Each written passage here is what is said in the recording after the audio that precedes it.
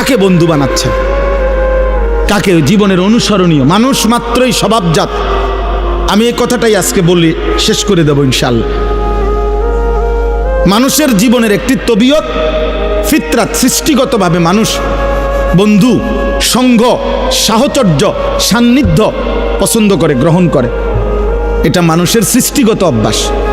ওয়া খালাকনাকুম আজওয়াজা, আল্লাহ বলেন আমি মানুষকে সৃষ্টি করেছি জোড়ায় জোড়ায়। তাহলে মানুষের সৃষ্টির মধ্যেই আরেকজনের সাথী হওয়া, আরেকজনকে সঙ্গী বানানো, একাকী না থাকা, এটা মানুষের সৃষ্টিগত একটি অভ্যাস। মানুষ সঙ্গী খুঁজে, সঙ্গ খুঁজে, নিজে কারো সঙ্গী হয় অথবা কাউকে সঙ্গী বানায়। এটা মানুষের ফিতরাত, সৃষ্টিগত অভ্যাস। সুবহানাল্লাযী খালাকাল আজওয়াজা কুল্লাহা, আল্লাহ তাআলা বলেছেন, আল্লাহ তাআলার পবিত্রতা, যিনি এই সৃষ্টির সব কিছু জোড়ায় জোড়ায় সৃষ্টি করেছেন, জোড়ায় জোড়ায় সৃষ্টি করেছেন। বিজ্ঞানরা প্রমাণ করতে পারুক বা না পারুক, এমনকি আমরা তাফসিরে পড়ছি যে এই আসমান এটার জোড়া আছে, এই জমিন এটার জোড়া আছে, ওই সূর্যটা এটার জোড়া আছে, ওই চাঁদ এটার জোড়া আছে। সব আমি জানি না, সব আমারে জানাইতে হবে, আল্লাহর জন্য এটা জরুরি না। আমগুলোকে বুদ্ধি করে নিয়ে আল্লাহ চালায়। কথা বলেন না কেন? একটা সূক্ষ্ম কথা মনে রাখবেন, একজনকে বলি, একটা সহজ কথা মনে রাখবেন। যদি কেউ বলে যে কোরআন শরীফ এই বিজ্ঞানের আলোকে প্রমাণ করতে হবে বা করার চেষ্টা করছে, তাহলে এ কথার প্রমাণ হইল যে মানুষ তার সৃষ্টিকর্তা আল্লাহর কথা প্রমাণিত হইতে হবে সৃষ্টির বুদ্ধি দিয়া। এটা কেমন যুক্তির কথা? সৃষ্টিকর্তার কথাকে প্রমাণ করে সৃষ্টি, এটা কিভাবে হয়? তাহলে সৃষ্টিকর্তার, সৃষ্টির খালেক আর মখলুকের ব্যবধান কি? খালেকই তো শ্রেষ্ঠ। এরপরে যদি কোনো মানুষের কথা দিয়া নবীজির সুন্নত প্রমাণ করতে হয়, তাহলে উম্মতের কথায় নবীর কথা বুঝি প্রমাণিত করতে হবে, উম্মত অনুসরণে না করবে। আমাদের দায়িত্ব অনুসরণে না করা। এই জন্য রাসূলুল্লাহ সাল্লাল্লাহু আলাইহি সাল্লামের থেকে প্রমাণিত এই কথা, নবীজি বলছেন, নবীজি করেছেন, এটা যদি সহিভাবে প্রমাণিত হয়, এইবার এ কথা আমার বুঝে ধরুক বা না ধরুক, এটা মেনে নেওয়া বিনা প্রশ্নে, এটারই নাম ঈমান। শুধু দেখতে হবে যে এটা নবীজির থেকে প্রমাণিত কিনা। কথা বুঝেন নাই আমার? রাসূলুল্লাহ সাল্লাল্লাহু আলাইহি সাল্লাম থেকে প্রমাণিত কিনা। প্রমাণিত হলে এখন আর কোনো প্রশ্ন নেই, মেনে নেওয়াই না, এটা ভাবা দরকার। আচ্ছা হুজুর, আপনারাও বলেছেন, আমরাও ভাববো। কিতা ভাববেন? কি ভাবতে চাইতেছেন? কি বুঝাইতে চাইতেছেন? আমি রাসূলুল্লাহর হাদিস বলছি, বুখারীর হাদিস বলছি, নবীজি নিষেধ করছেন টাকনুর নিচে কাপড় প্যান্ট পরতে। এখন আপনি কি ভাবতে চাচ্ছেন? আপনি ভাবলে যদি বলেন না আমার কোনো কথা আছে, আমার এখানে কোনো প্রশ্ন আছে, তো আপনার ঈমানটা জমা দিয়ে যান। ওমা কানা লিমুমিনিন ওয়ালা মুমিনাতিন ইযা কাযাল্লাহু ওয়া রাসূলুহু আমরান আন ইয়াকুনা লাহুমুল খিয়ারাতু মিন আমরিহিম। কোরআন শরীফে আল্লাহ বলছে, কোনো ঈমানদার পুরুষ এবং নারীর এক বিন্দু অধিকার নাই আল্লাহ রাসূলের সিদ্ধান্তের উপরে নিজের কোনো মতামত পেশ করে। কসম খোদা, বান্দার কথায় আল্লাহর কথা প্রমাণ হবে না, উম্মতের কথায় নবীর কথা কি হবে না? প্রমাণিত হবে না, বরং উম্মত নবীর কথা মানতে হবে, বান্দা আল্লাহর কথা মানতে হবে, বাধ্য বাধ্য। এই জন্য হাদিস শুনাই, রাসূলুল্লাহ সাল্লাল্লাহু আলাইহি সাল্লামের স্ত্রী আম্মা জান আয়েশা রাদিয়াল্লাহু তাআলা আনহা, ওনাকে একজন মহিলা সাহাবী জিজ্ঞেস করছে যে আম্মা জান, আমাদের মহিলাদের যখন মাসিক ঋতুস্রাব হয়, প্রতি মাসে পিরিয়ড হয়, তখন আমরা যদি রমজান মাসে রোজা অবস্থায় হয়, তাহলে রোজাও ছেড়ে দিতে হয়, নামাজও ছেড়ে দিতে হয়, কিন্তু রোজা পুনরায় কাজা করতে হয়, নামাজ কাজা করতে হয় না। একই কারণে নামাজ ছাড়লাম, একই কারণে রোজাও ছাড়লাম, অথচ রোজা কাজা করতে হবে, নামাজ কাজা করতে হবে না। এই রকম বিধান কেন? হযরত আয়েশা রাদিয়াল্লাহু তাআলা আনহা হাদিসের মধ্যে আছে, স্পষ্ট বলছেন, হা কাজা আমারানা রাসূলুল্লাহ সাল্লাল্লাহু আলাইহি ওয়াসাল্লাম। কোনো যুক্তি নাই। বলছে মহিলা শোনো, এভাবেই আল্লাহর রাসূল আমাদেরকে করতে বলেছে। এইটাই উত্তর। হ্যাঁ, হারুরিয়া। বেশি প্রশ্নকারিনী মহিলা তুমি, কেন জিজ্ঞেস করলা? বরং এভাবেই নবী বলেছেন, খালাস। রাসূলুল্লাহ সাল্লাল্লাহু আলাইহি ওয়াসাল্লাম বলছেন, মেনে নাও। কোরআন শরীফ থেকে বলি এবার। কোরআনুল কারীমের মধ্যে আছে, মক্কার কাফেররা, বেঈমানরা নবীজিকে বলতো, মুহাম্মদ ইন্নামাল বাইউ মিসলুর রিবা, ইন্নামাল বাইউ মিসলুর রিবা, বেচা কিনা এটা তো সুদের মতোই, সুদ এটা তো বেচা কিনার মতোই। বেচা কিনার মধ্যেও যেমন বিক্রেতার মাকসাদ লাভবান হওয়া, সুদের মধ্যেও তো সুদখোরের মাকসাদ লাভবান হওয়া, তো লাভেই মাকসাদ। তো এটা বেচা কিনার সুদ, এটার মধ্যে তফাৎ কেন? তো আল্লাহ নিজে বলছে, বন্ধু বলে দেন, কোনো যুক্তি নাই। আহাল্লাল্লাহুল বাইআ ওয়া হাররামার রিবা, আল্লাহ ব্যবসা হালাল করেছেন, সুদ হারাম করেছেন। এটাই তোমার বুদ্ধির খাতারে গিলাও, যা বেটা তোর বুদ্ধি, বেটা বুদ্ধি কি তা আবার? আল্লাহ যেটা বলছেন এটাই কথা, এটাই কথা। ঈমান এটাকেই বলে। অতএব আমাদের প্রত্যেকের এটা ভাবা উচিত। এই প্রতিটা মাহফিলের মাকসাদ আপনাদেরকে আল্লাহর কথা মনে করানো, আখিরাতের কথা মনে করানো, আপনাদের বিবেক জাগানো। একজন হোক, দুইজন হোক, বলে শুনে কয়জন, মানে কয়জন আপনার গো হুজুর গো কথা, আপনি দেখবেন কয়জন? হ্যাঁ, একটা যুবক ছেলে বইল, বেটা আমি তোমারে দেখাবো, আসো আমার লগে চলো। আল্লাহর গোলামি করে কয়জন? রাত্রিবেলা সেজদা করে কয়জন?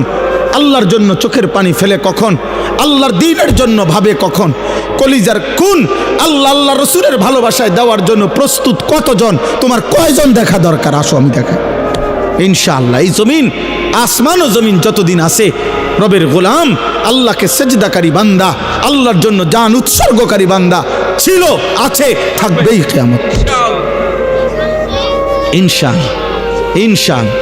শহীদ শরীফ উসমান হাদি আবার তৈরি হবে, লক্ষ কোটি যুবক তৈরি হবে ইনশাআল্লাহ, ইনশাআল্লাহ।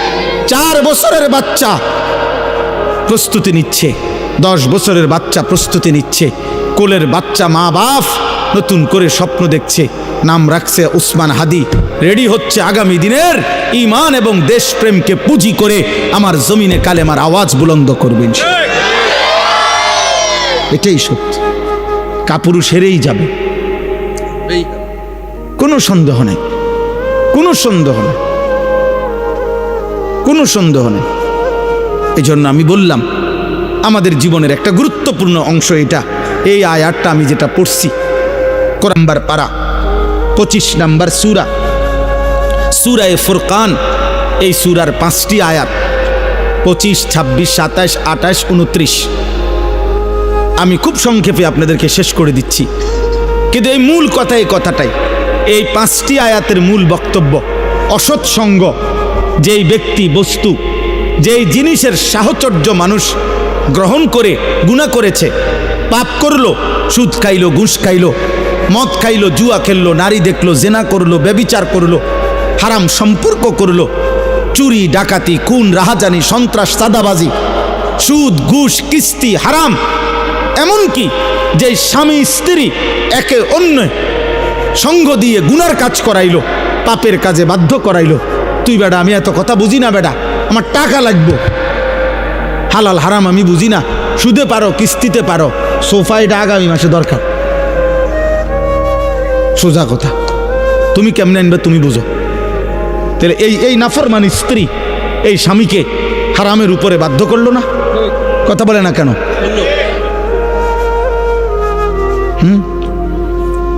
বলে আস্তাগফিরুল্লাহ, আস্তাগফিরুল্লাহ। তো এজন্য বললাম অসৎ সঙ্গ। আজকে যত ছেলে মনে করেন, আপনারা অনেক অভিভাবক, আহা ঠান্ডা মাথায় আপনারা আপনাদের ছেলেদের হাতে মেয়েদের হাতে, যার এখনো পূর্ণ সময় হায়াতের বাকি, তার জীবন গড়বার আগেই তার হাতে একটা বড় মোবাইল 24 ঘন্টার জন্য তার হাতে তুলে দিলেন। তারে তার হাতে দিয়ে দিলেন। এবার ছেলেটা নিজের মতো করেই বেড়ে উঠতেছে, কি খায়, কি ঘুমায়, কি করে না করে। আহা, 16 বছর বয়সে এত নারী দেখে ফেলছে, এত উলঙ্গ ছবি দেখে ফেলছে। 60 বছর 70 বছরের বুড়া চাচা মনো এত মহিলা দেখে না।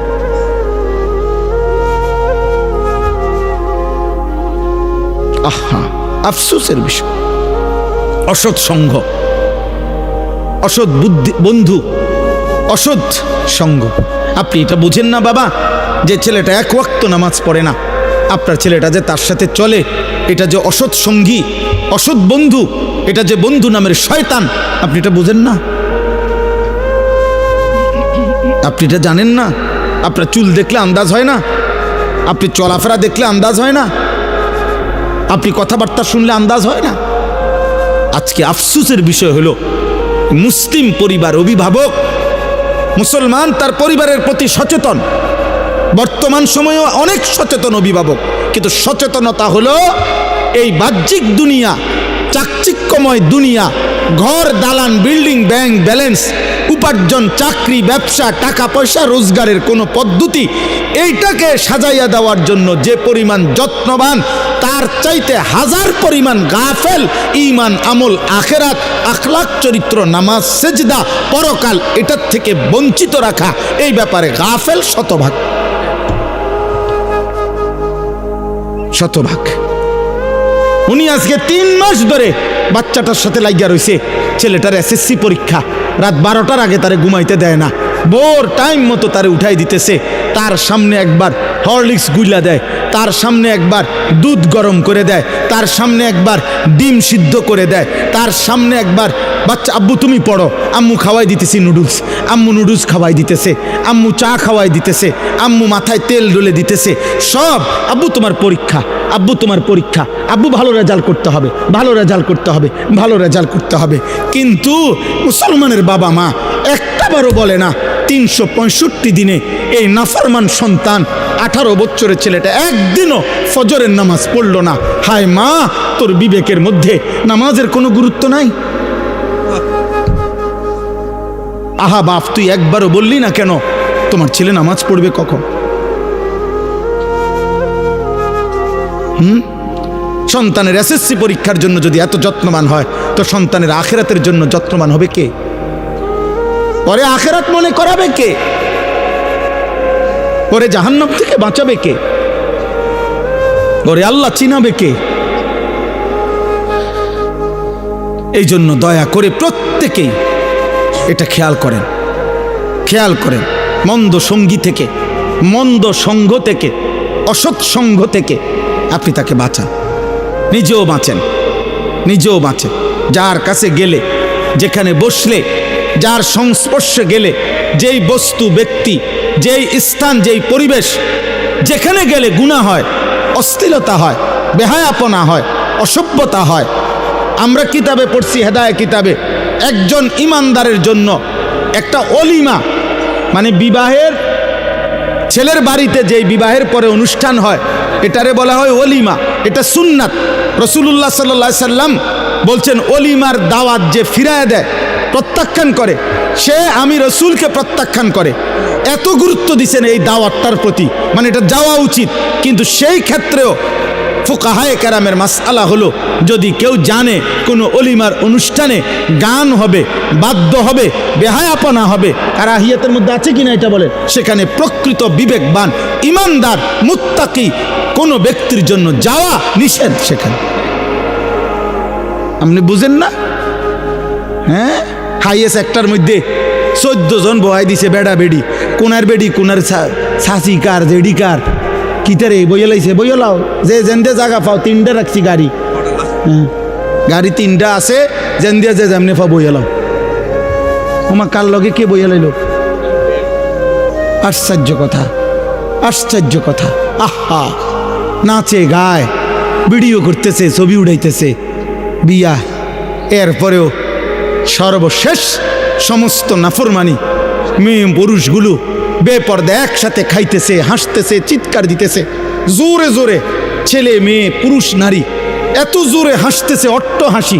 আমি অনেক দিন বলছি, ঘরে একাকী জীবনে যার অশান্তি, ঘরে স্বামী স্ত্রী, ঘরে একাকী জীবনে যার কলিজার মধ্যে অশান্তি, বাইরে ইবলিস তার মুখ দিয়া অট্ট হাসি দেওয়া ধোকা দেওয়ায়।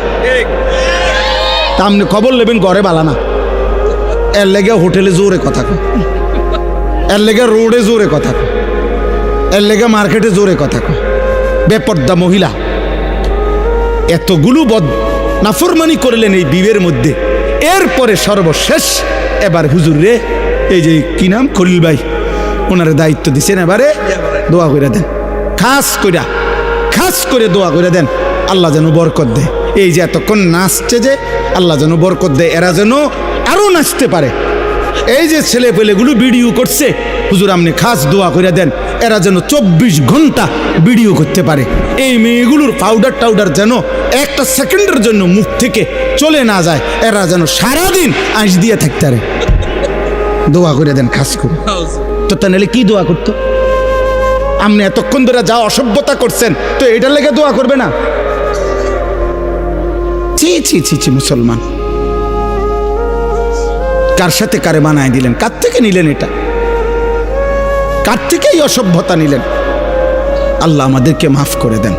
চলেন, আমার কথা শেষ। আমি এটাই বুঝাইতে চাইছি, আল্লাহ তাআলা এই আয়াতগুলোর মধ্যে এই কথাটা বলছে, কিয়ামতের দিন অসৎ সঙ্গীর কারণে প্রত্যেকটা পাপী খোদার কসম নিজের আঙ্গুলগুলো দাঁত দিয়া কামড়াইয়া ছিঁড়ে ফেলতে চাইবে আর আফসুস করবে, আফসুস করবে। মক্কার কাফের উকবা ইবনে আবি মুআইত, কাফের সর্দার, নবীজিকে একদিন দাওয়াত দিছিল আরো লোকদের সাথে তার বাড়িতে। নবীজি বলছে দাওয়াতে আইসা যে, চাচা আপনি যদি কালেমা না পড়েন আমি আপনার খাবার গ্রহণ করব না। উকবা ভাবলো যে মেহমান আমার মুহাম্মদ এখন না খেয়ে চলে গেলে আমার বেইজ্জতি হবে, মেহমান আমার বাড়ির থেকে না খেয়ে চলে গেছে, এই জন্য সে নিরুপায় হয়ে আল্লাহ নবীর সামনে কালেমা পড়ছে। এই উকবা নামের এই কাফের সর্দার মক্কার, যখন নবীজি খানা গ্রহণ করে চলে গেছে, এই উকবার বন্ধু উবাই ইবনে খালফ, এই বেঈমান আরেকটা বন্ধু, এই বন্ধু নামের এই বেঈমান ওর হাতে চাইপা ধইরা উকবাকে বলছে, দোস্ত তোর সাথে আজ আমাদের এতদিনের বন্ধুত্ব, তুমি এটা কি করলা? তুমি আমাদের সামনে মুহাম্মদের কালেমা পড়লা। তখন এই উকবা বলতেছে, বন্ধু এখনো আমি তোদের বন্ধু, কিন্তু আমার বাড়ির থেকে মেহমান না খেয়ে চলে যাবে, এই লজ্জায় আমি কালেমা পড়ছি, ইচ্ছা করে পড়ি না। নাউজুবিল্লাহ। উবাই ইবনে খালফ বলল, যুবক ভাই শোনো, বন্ধু কি করে শোনো। এই উবাই ইবনে খালফ, এই বন্ধু, এই বেঈমান উকবা ইবনে আবি মুআইতকে বলল, তুমি যদি বন্ধুত্ব রাখতে হয় তো এখন গিয়ে মুহাম্মদ যেই অবস্থায় আছে ওই অবস্থায় আহা তার মুখ বরাবর কপাল বরাবর থুতু মাইরা মুহাম্মদের কালেমা মুহাম্মদের ফেরত দিবা। এই বেঈমান সত্যি সত্যি তাফসীরের মধ্যে আছে, সত্যি সত্যি কাবা ঘরের সামনে গিয়া দেখছে নবীজি সেজদা দিয়ে আছে, এই অবস্থায় গিয়ে নবীজির কপাল বরাবর থুতু মাইরা বলছে, মুহাম্মদ তোর কালেমা তোরে ফেরত দিলাম। আল্লাহ বললেন, হায় কি করল, আহা কি করল, বন্ধু কত বড় ক্ষতি করল। এই লোকটা তো যেমনিই হোক ইচ্ছায় অনিচ্ছায় কালেমা তো পড়ে ফেলছিল, কিন্তু বন্ধু তো শেষ করে দিল। এই একটা উদাহরণ বলি। দ্বিতীয় উদাহরণ বুখারীর রওয়ায়াত, হযরত সাঈদ ইবনুল মুসাইয়াব থেকে বর্ণিত, রাসূলুল্লাহ সাল্লাল্লাহু আলাইহি সাল্লাম যখন ওনার চাচা আবু তালেবকে ইন্তেকালের সময় কালেমার কথা বারবার বলতেছিলেন, 38 বছরের মহব্বতের অভিভাবকত্ব করছে নবীজির, 12 বছর থেকে 50 বছর। এই চাচাকে আল্লাহর নবী বারবার বলতেছিলেন, চাচা আপনাকে আমি শেষবারের মতো বলতেছি, কুল লা ইলাহা ইল্লাল্লাহ কালিমাতান আশহাদু লাকা বিহা ইনদাল্লাহ, একবার কালেমাটা পড়েন, আমি আপনার জন্য আল্লাহর কাছে এই কালেমা নিয়ে সাক্ষ্য দেব। নবীজি এ কথা বলতেছিলেন, ঠিক ওইখানেও আছে। তার বাম পাশে আবু তালেবের পাশে তখন তার 2 জন বন্ধু বসা ছিল। এই 2 বন্ধুর একজন হলো উমাইয়া ইবনে খালফ, আরেকজন হলো আবু জাহেল।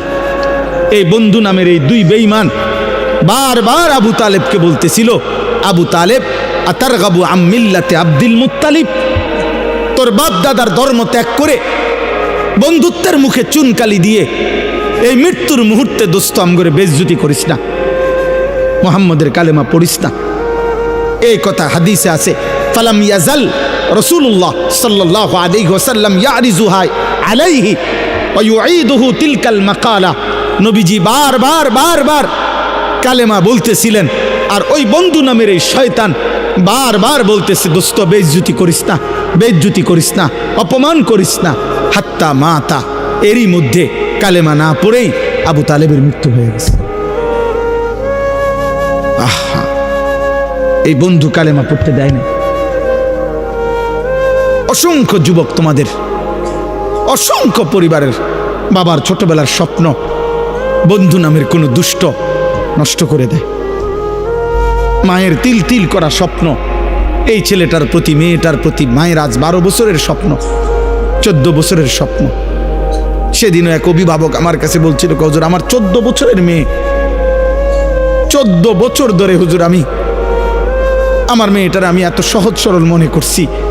14 বছর যখন আমার মেয়ের বয়স, তখনও আমি মেয়েটাকে সাথে নিয়েই, আমার স্বামী স্ত্রী আমরা একসাথেই ঘুমাইতাম।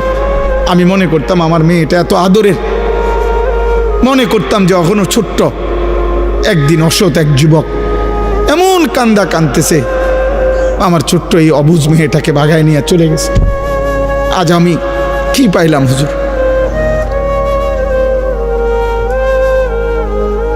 আজ আমি কি পাইলাম? আহা, এই জন্য ছেলেরা বাবা আফসুস করতে হবে, আফসুস। এই শুনেন, এবার তর্জমা শুনেন। ওয়ায়াউমা তাশাক্কাকুস সামাউ বিল গামাম, আল্লাহ তাআলা বলেন হাসরের দিন মাথার উপরে আসমান মেঘে ঢেকে যাবে। একবার তো ইসরাফিল ফু দিলে আসমান ভেঙে যাবে, জমিন আসমান সব। আবার ফু দিলে হাসরের মাঠ কায়েম হবে যখন, তখন আসমানও আবার হবে, জমিনও আবার হবে হাসরের মাঠে পুনরায়। এই তখন আসমানটা আল্লাহ তাআলা বলছেন বিল গামাম, মেঘে ঢেকে যাবে। মেঘ বুঝুন তো না, সাদা সাদা চাকা চাকা যেটা হয় এটার কয় কি? মেঘ। আর ওটার থেকে যেটা ঝরে পড়ে ওটারে কি কয়? বৃষ্টি। তো এই মেঘে হাসরের ময়দানে আল্লাহ বলেন আসমানটা ঢেকে যাবে। অনুজ্জিলাল মালাইকাতু তানজিলা, কোটি কোটি ফেরেশতা এই মেঘের আবরণ ভেদ করে হাসরের ময়দানে নেমে আসবে। চারিদিকে কোটি কোটি ফেরেশতা দেখবে। তাফসীরের মধ্যে আছে এর মধ্যে কোটি কোটি ফেরেশতা এমন হবে, বান্দা যখন দেখবে, মানুষ দেখবে, তার হাতে, ওই ফেরেশতাদের হাতে আমল নামা, ওই ব্যক্তির নাম ঠিকানা তো দেখা যায়, ওই যে ওনার হাতে দেখা যাইতেছে আনিসুর রহমান, ব্যক্তি তার আমল নামাগুলো দেখবে। এরপরে ফেরেশতারা সারিবদ্ধভাবে থাকবে। আল মুলকু ইয়াউমা ইজিনিল হাক্কু লির রহমান, আল্লাহ তাআলা বলেন সেদিন প্রকৃত সত্য মালিকানা, সিদ্ধান্ত, ফয়সালা, একক ক্ষমতা রহমান আল্লাহর জন্যই কেবল হবে। সেদিন আর কারো কোনো ক্ষমতা থাকবে না।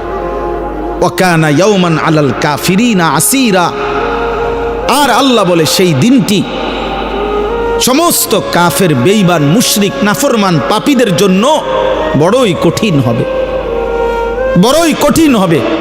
দোস্ত, অন্য আয়াতে আছে আল্লাহ বলছে ওয়াজিআ ইয়াউমা ইদিন বিজাহান্নাম, সেদিন হাসরের ময়দানে জাহান্নামকে ফেরেশতারা 70,000 আগুনের শেকল দিয়ে বেঁধে টেনে নিয়ে আসবে।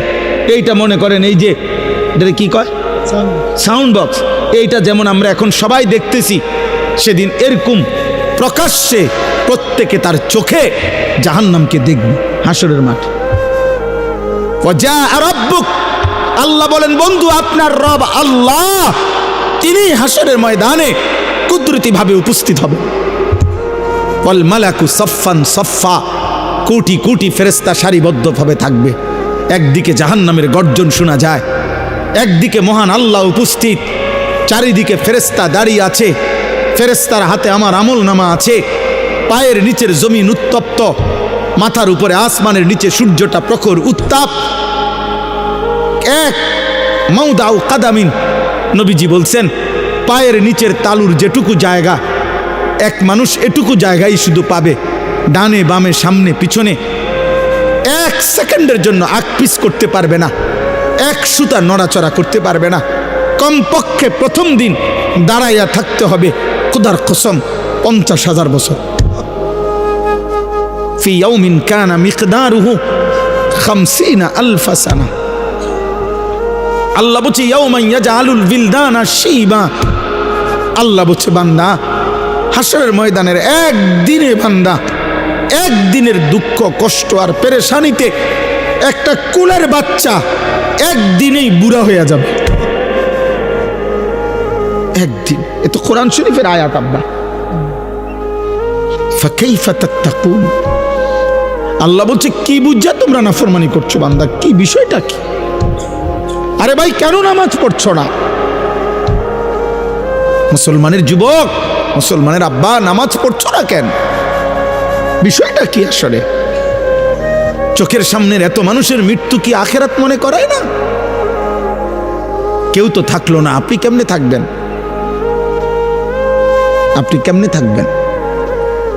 ডানে বামে কেউ তো থাকলো না। পৃথিবী তো মনে রাখে না রে আব্বা। আমার দাদার বাপের নাম কি আমি জানি না, আপনারাও জানেন না, আপনারা অনেকেই জানেন না। আমার দাদার দাদার নাম কি শতকরা 99 জন না 99.5 জনই বলতে পারবে না। তাহলে আমার দাদার দাদা আজ থেকে 1,500 বছর আগের না? কথা বলে না কেন? কি সর্বোচ্চ 200 বছর? বোঝেন নাই কথাটা? আপনি আমার দাদার দাদা ধরেন, তাহলে দাদা, হ্যাঁ দাদার বাপ, দাদা, আমার আব্বা, 4 জন, আমার আগে 4 জন, তাহলে আমার আগে 4 জন, আপনি 60 করে ধরেন, 240, এই তো বললাম। তাহলে 200-250 বছর আগের মানুষ, কই আমরা যে তার নাম জানি না? স্বার্থপর এই দুনিয়া মনে রাখে না, স্বার্থপর এই দুনিয়া মনে রাখে না, মনে রাখে না, দুনিয়া মনে রাখে না। 20 বছর পরে, আমি প্রায় দিন বলি, 20 বছর পরে কবর থেকে আপনি আইসা আপনার ঘরে ঢুকলে আপনার ঘরের একটা ফার্নিচারও একটা সামানও আপনি খুঁজে পাবেন না, যেগুলো আমনে থাকতে জোয়াই দিয়েছেন। আল্লাহ বলেন বান্দা সেদিনটা বড় কঠিন হবে, সেদিন হাসরের দিন বড় কঠিন হবে নাফরমানের জন্য। এই মদ, জুয়া, সুদ, কিস্তি, লোন, এই হারাম, এই অবৈধ উপার্জন। এবার আল্লাহ বলেন ওয়ায়াউমা ইয়াআদ্দু যালিমু আলা ইয়াদাইহি, সেদিন প্রত্যেকটা পাপী নাফরমান নিজের আঙ্গুলগুলো হাত দিয়ে কামড়াইতে থাকবে। ইয়াকুলু ইয়া লাইতানি ইত্তাখাযতু মা'আর রাসূলি সাবিলা, এই শেষ কথা হলো প্রত্যেকটা পাপী নাফরমান নিজের আঙ্গুলগুলো দাঁত দিয়া কামড়াইতে থাকবে আর 3টা কথা বলবে। কয়টা কথা? এইটাই শেষ কথা, 3 কথা। 1, ইয়া লাইতানি ইত্তাখাযতু মা'আর রাসূলি সাবিলা, হায় আমার আফসোস আমি যদি রাসূলের পথ ধরতাম, আমি যদি কোরআনের পথ ধরতাম, আহা আমি যদি আল্লাহর পথ ধরতাম। এলো 1। 2, ইয়া ওয়াইলাতা লাইতানি লাম আত্তাখিজ ফুলানান খলিলা, হায় যে যার কারণে গুনাহ করেছে, মদ খাইছে, জুয়া খেলছে, নারী দেখছে, ছবি দেখছে, উলঙ্গ দৃশ্য দেখছে, সুদ খাইছে, কিস্তি নিছে, হালাল হারামের পার্থক্য করে নাই, যে যার সঙ্গ নিয়া, যে যার বন্ধুত্ব নিয়ে, খোদার কসম সে আফসোস করবে আর বলবে হায় আমি যদি তাকে বন্ধু না বানাইতাম। আহা কি করল?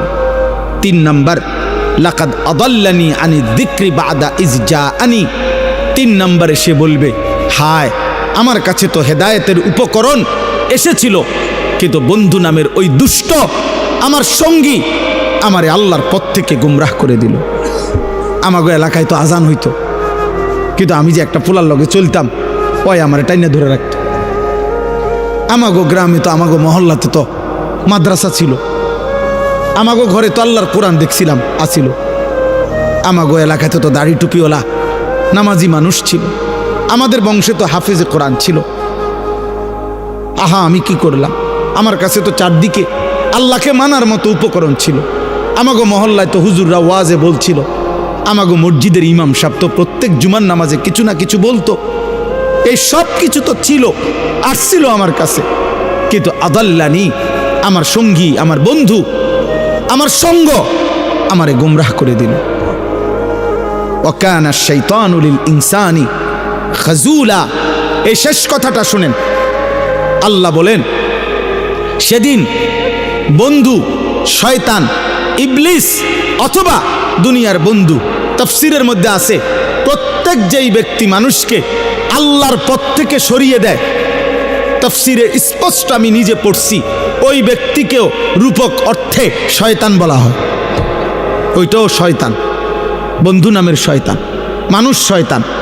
একটা হলো জিন শয়তান, একটা হলো কি শয়তান? মানুষ শয়তান।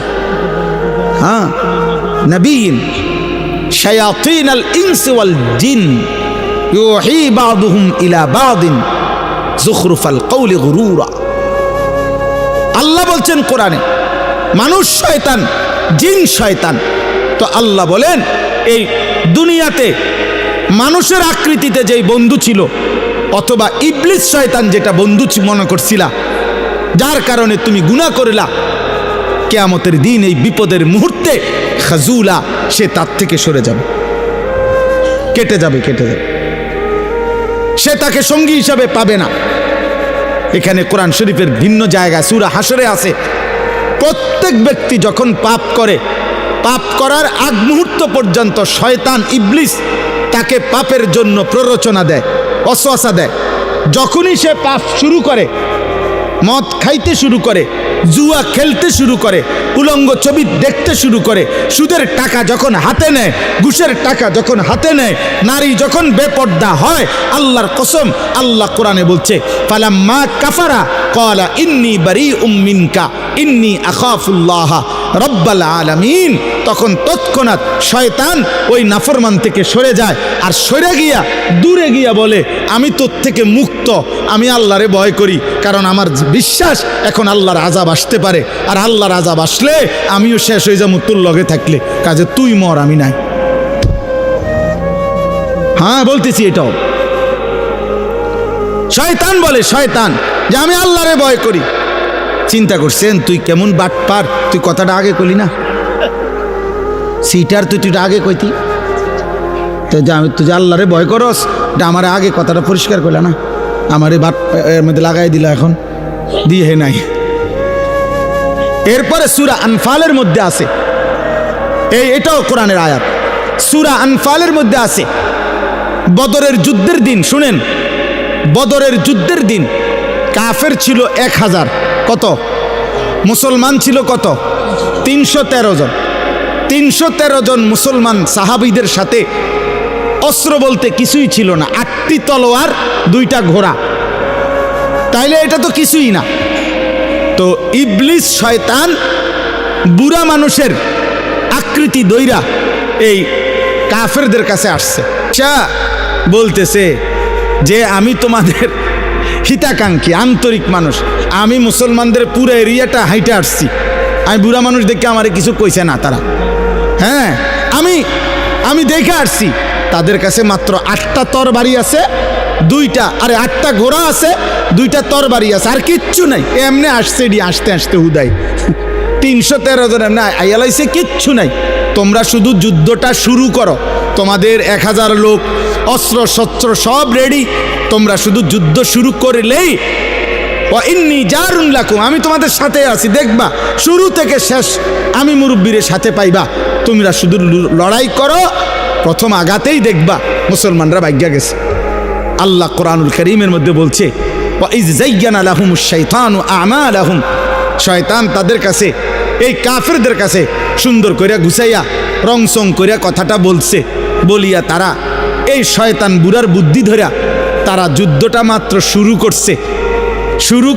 আরে যখন মুসলমান 313 জন এবার উল্টা ফিডা শুরু করছে, আক্রমণ পাল্টা, কোরআন শরীফ আছে নাকাসা আলা আকিবাই, এই বুড়া বেঈমান শয়তান তৎক্ষণাৎ ময়দান থেকে সরে গেছে। হ্যাঁ, সাইডে চলে আসছে, এদিকে গেছে গা। হ্যাঁ, নাকাসা আলা আকিবাই, সরে গেছে সে। এখন সরে গিয়েই বলতেছে ইন্নী বারিউম মিনকুম, আমি তোমাদের থেকে মুক্ত। ইন্নী আখাফুল্লাহ, আমি আল্লাহরে ভয় করি। ইন্নী আরা মা লা তারাউন, আরে ভয় করি আমি এই দুঃখে না রে, ফেরেশতাও বড় নামতেছে, আমি দেখতেছি, তোরা দেখোস না। আজগা শেষ, আজগা শেষ। তারা খোঁজে বুড়া মিয়া কো, বুড়া মিয়া তো নাই, বুড়া মিয়া তো সাইডে। নাউযুবিল্লাহ, নাউযুবিল্লাহ। এই জন্য দোস্ত, এটা জরুরি কথা। ওয়াকানা শাইতানু লিল ইনসানি খাজুলা, আল্লাহ বলে প্রত্যেক নাফরমান পাপের মুহূর্তে, বিপদের মুহূর্তে, এমনকি হাসরের ময়দানেও কোনো বন্ধু কিংবা ইবলিস কিংবা বন্ধু নামের শয়তান কাউকে সে পাবে না, সবাই তার থেকে দূরে সরে পারবে। এবার